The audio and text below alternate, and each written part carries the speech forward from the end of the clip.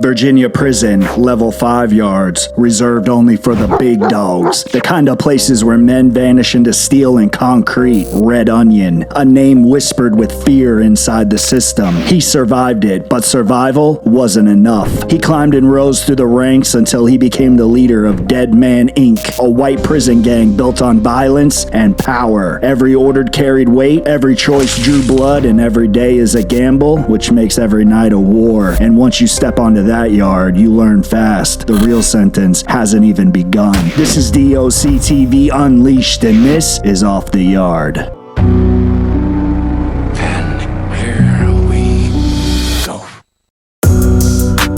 What's up, everybody? I'm Blessed and Free. Welcome back to another episode of DOC TV Unleashed. You might recognize the guest I have on. He's got a YouTube channel himself. He does the same kind of content that I do pretty much. You can go check him out. It's Big Lance Off the Yard or Off the Yard. I'll put a link to it in the description of this video so you guys can just click it.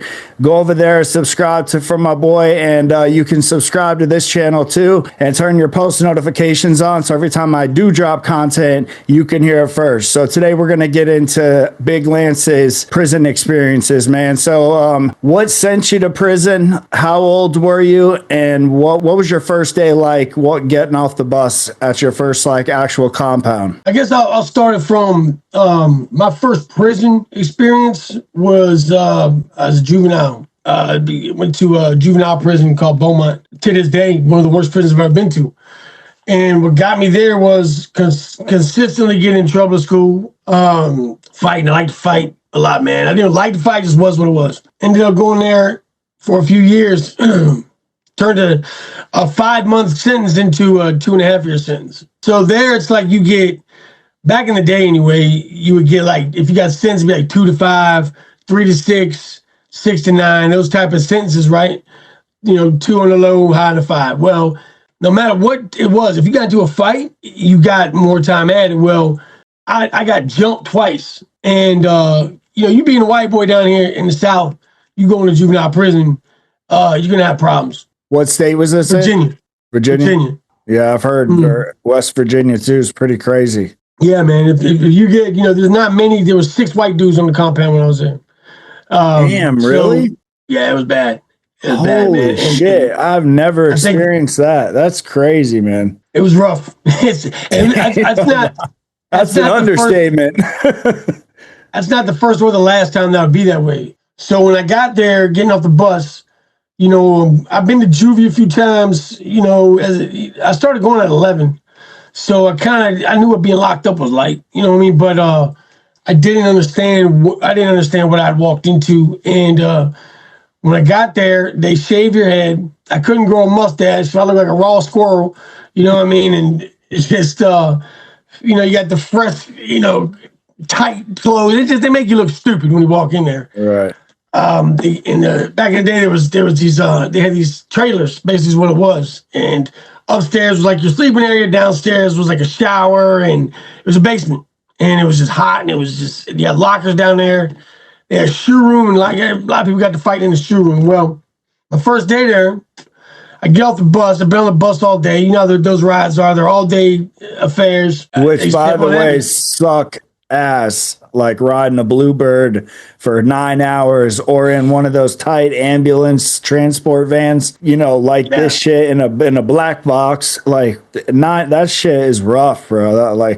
It's rough, and then they try to give you a bag of lunch that you got to try to eat with the mystery meat. Yeah, man, you got the mystery meat with the you got to open a milk carton. I'm like, what? How you got to get down here, and it's rough, man. They treat you like shit. So it's when I get there, they got to my locker. I went to take a shower. I've been on the bus all day. I was kind of just a little stressed out. You know what I mean? It's like, I'm gonna take me a quick shower, man, and just wash this off. Well, when I come out, there is literally nothing in my locker left. No clothes, no nothing. So I was like, okay, this is, and I'm not gonna lie to you, man. I'm terrified. I'm a kid. I'm 14 years old, and I'm looking around like, what do I do? So I kind of sit there looking stupid for a minute with my boxers on that I had. This dude comes over, and he throws me some old shit, some old pants, and yo, there you go, so you can put some clothes on. But they had taken every new thing I had, new shoes, everything that I knew.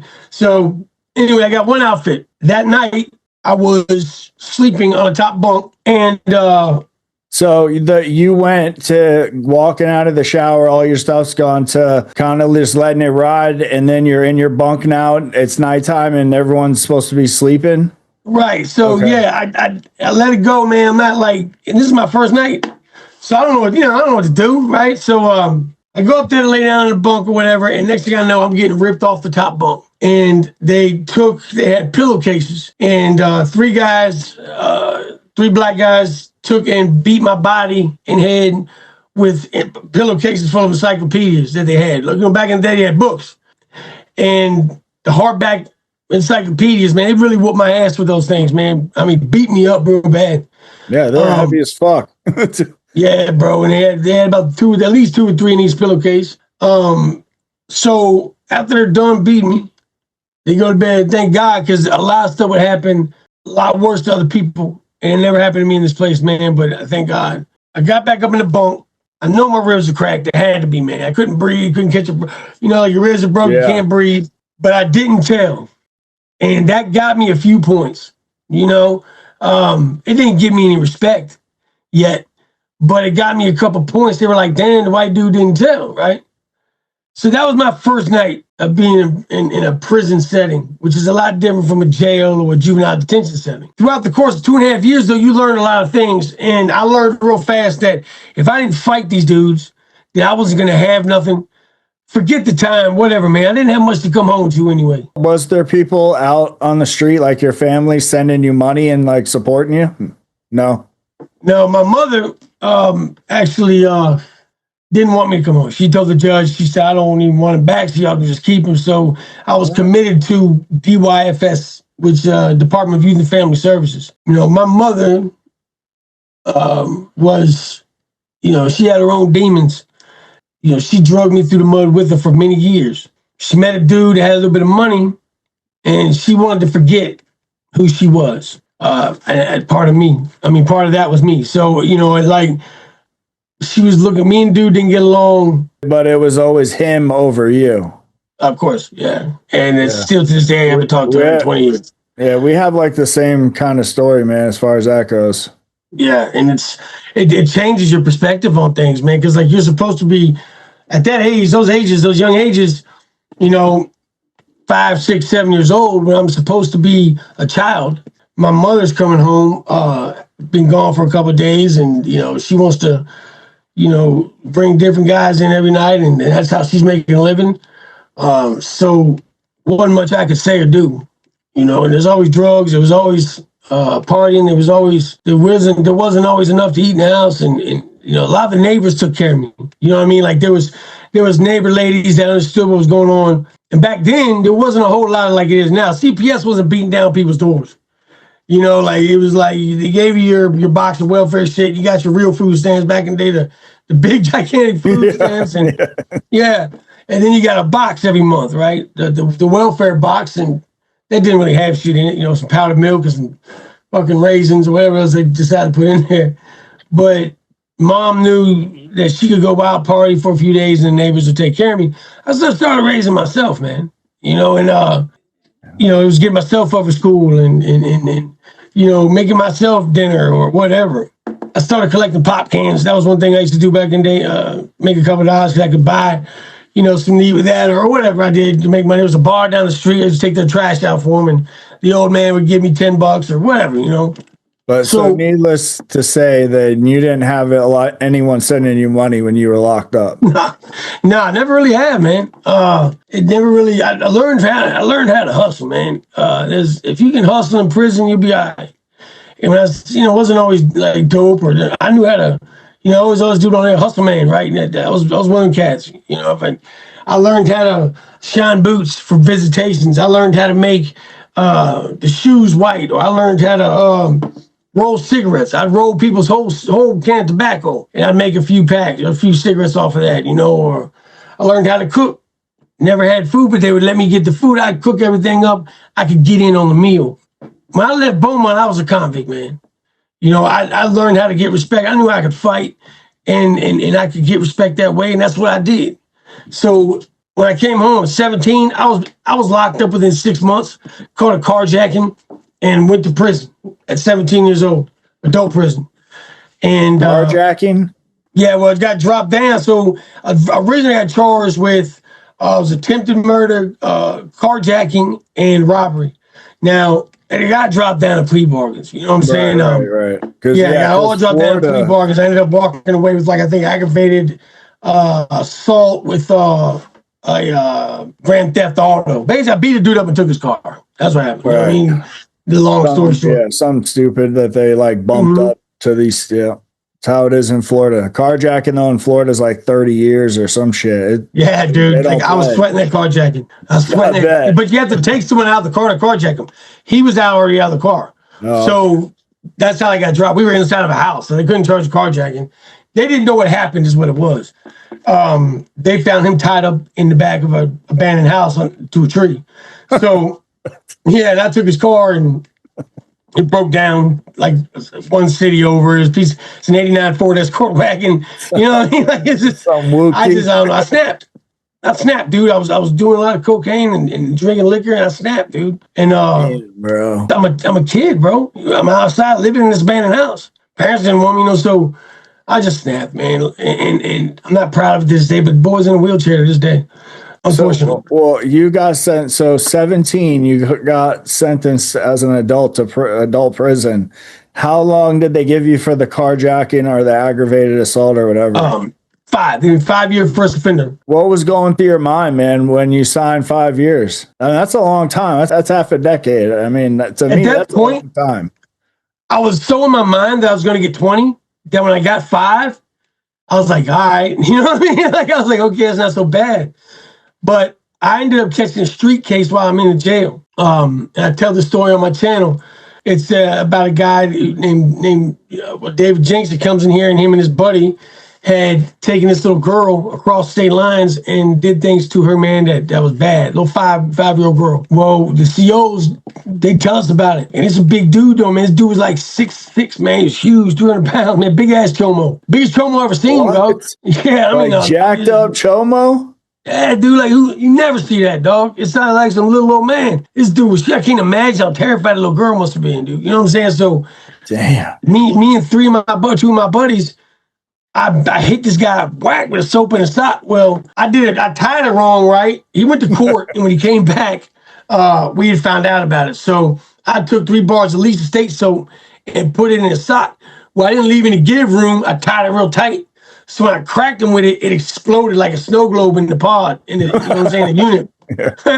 And it didn't even drop him, dog. I wasn't number like $185 at the time. So when I hit him, boom, I'm like, yeah. And he turns around on me. He's like, I'm like, oh man. But I had 2 of my buddies. We jumped him. Of course, we got out on him. We put him in a coma, though. We beat him real bad, dude. Like, we gave him the business, dude, and because he deserved it. You know what I'm saying? I don't care. He deserved every shot he took. But they put us in the hole. They had us on SAG for like 6 months waiting to see if this dude was going to live or not before they charged us. They end up, he lives, grace to God, and they take his street court. The judge, I guess, felt the same way we did, dropped our malicious woundings down to assault and batteries, gave us all time. Gave us, we served, I think it was like, he gave us a 6-month concurrent, right? So we did just already the same. And then turned to him and told him, welcome to the Department of Corrections. I mean, it's a cool story, man. Yeah. He was a cool judge. Come back from court, whatever, and I get sent down the road. Now, you know how you go, I don't know if y'all do in Florida, but every year we go for what's called an annual review. Well, my annual review comes up while I'm in receiving, waiting to figure out where I'm going to go. Normally, with my case and my youthfulness, I would have gone to like a YO camp. Right. But because we had beat that dude up in the jail, that followed me down. So they sent me to a level 5. Can you explain like what that means because level 5 in Virginia, like, is that like the highest it goes? Yeah. Oh, so wow. So you're probably. Yeah. So it was, I was terrified. I mean, I couldn't even grow a beard. Right. I mean, and I was going down to so they had, back then it was actually it was 6 back then, but it was still the same. You have, people get it misconstrued where they say, oh, I've been to prison, but they haven't been to prison. They've been to a correctional center. We have 3 prisons. We have multiple correctional centers. Levels 1, 2s, 3s, and 4s, although some of those places are bad, they're not state prison. We have Wallens Ridge, Red Onion, and Sussex 1 state prisons. Now, those are the worst of the worst, right? And it's all supermax, 23 and 1. And that's why I got seen Red Onion. I've seen a Red Onion documentary on YouTube, bro. That shit looks like. I was at Red Onion for 3 years. Red Onion and Sussex and all that was all designed the same way. You got Sussex 1 and Sussex 2. I was at Sussex 1, which was a level 5. And I got sent to Sussex, and the first week there's a dude named Bolo. I mean, this big-ass black dude, been down 20 years, and he's like as wide as he is tall, terrifying, menacing human being.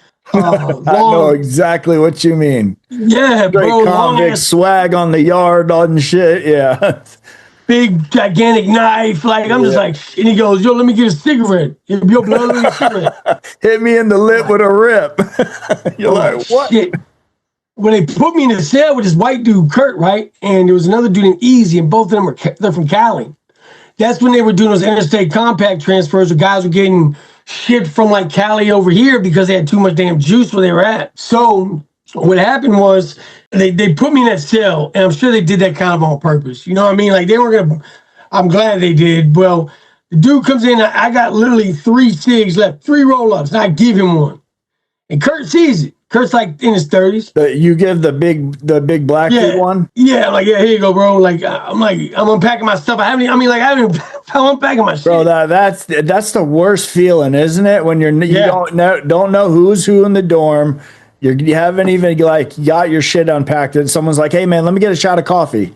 You're like, or it's something small. You're just like, because that dude's like trying you, but you're like, don't want to go to the box right when you get on the dorm. You know what I'm saying? Yeah, or get murdered. It's like, well, yeah, that too. Like, I was just like in my head, I'm like, I can't beat this dude up. You know, I ain't no chance against this dude. I mean, man, it makes me look small now. I'm 250 pounds.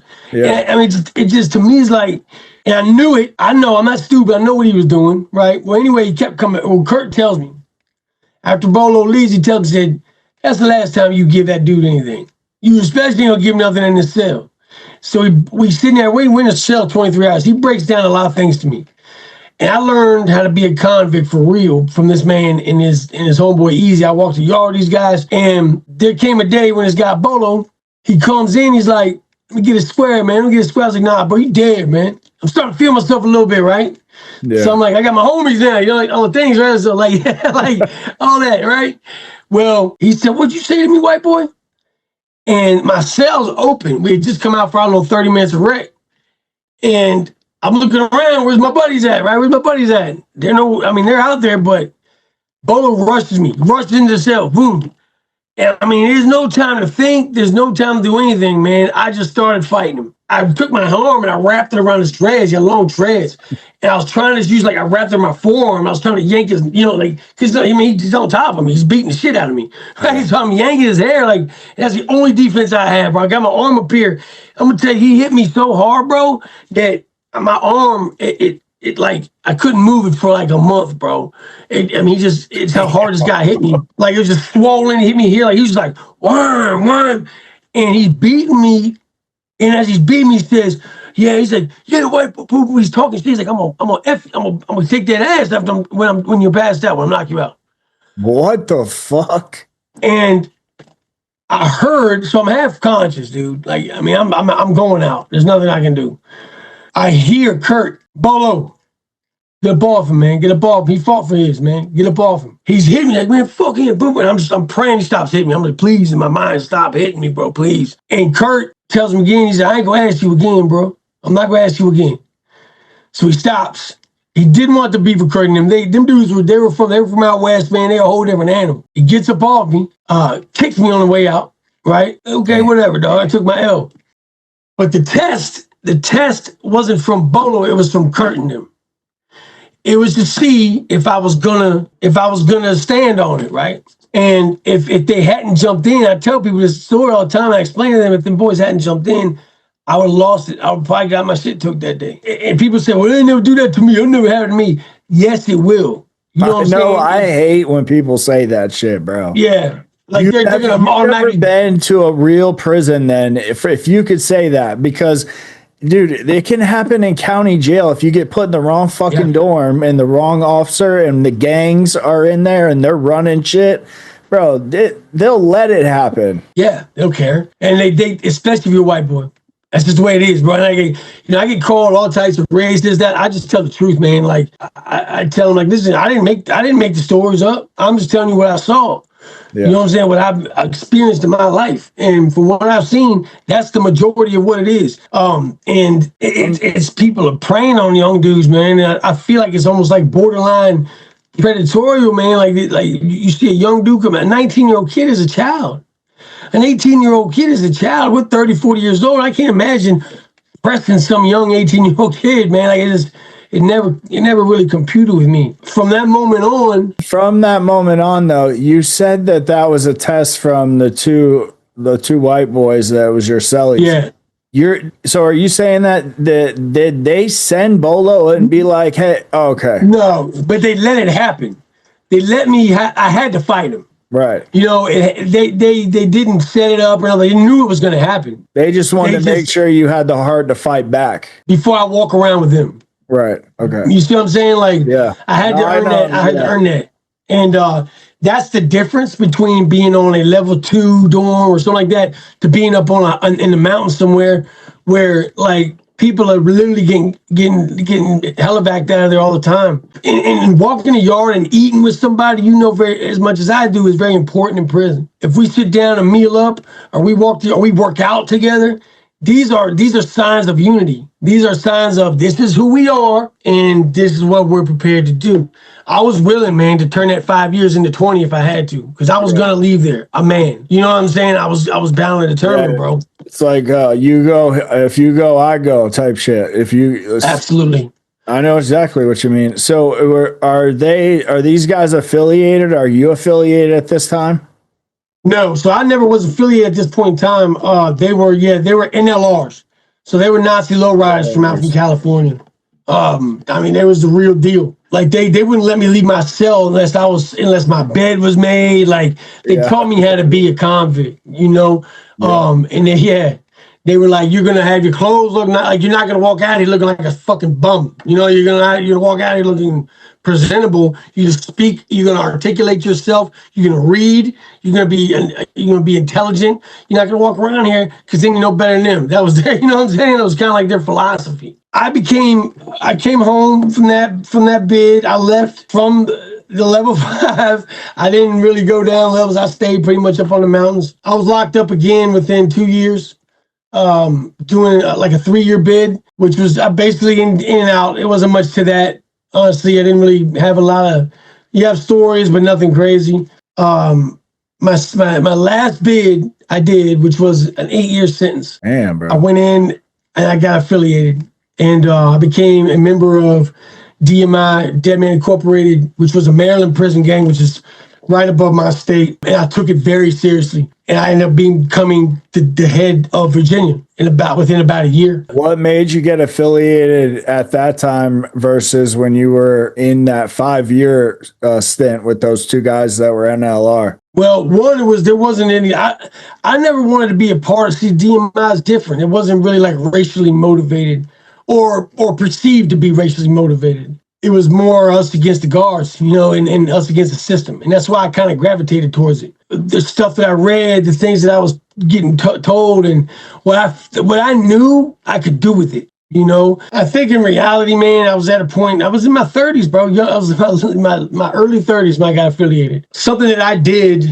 in the beginning of all this was I kept it that way. I didn't want any young dudes around. I ran it more like the mob. It was very quiet, very secret, silent, safe. And it was, we weren't like throwing up all the signs and making a bunch of noise.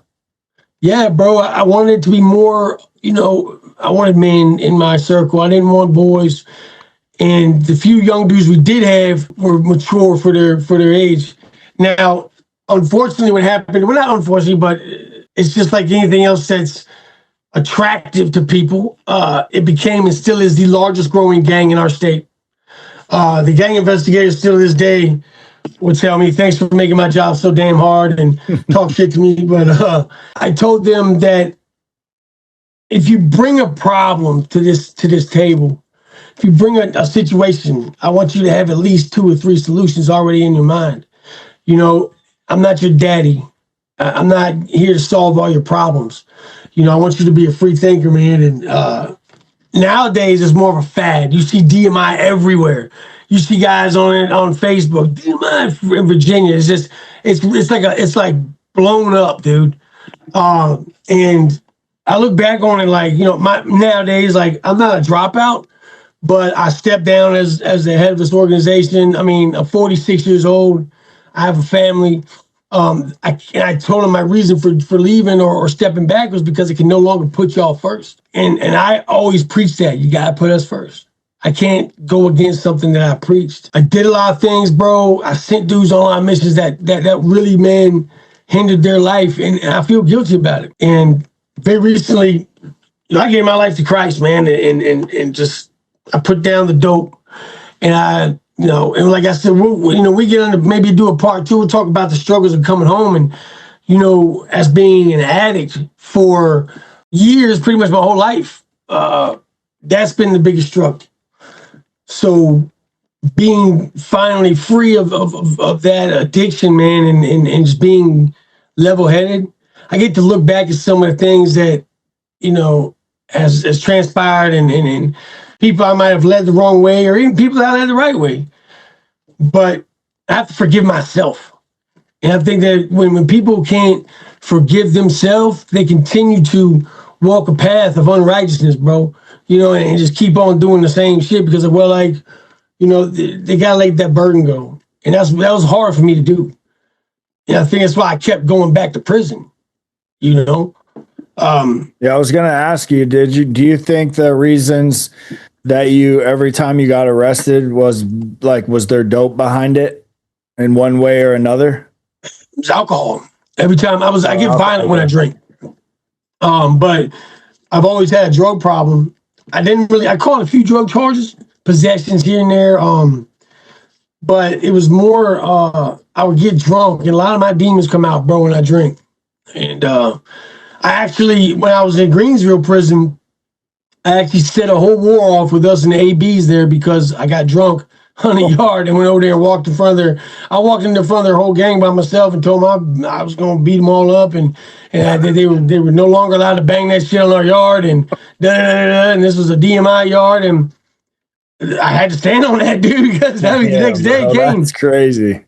What we did, bro, I stood on it and actually, there's another story with that. I told him, I said, if I see him, because the whole reason was this. When I say ABs, I'm not talking about the brand in California. I'm talking about little Virginia dudes that was making up patches and saying they was in the Aryan Brotherhood when the Aryan Brotherhood had no idea who the fuck they were.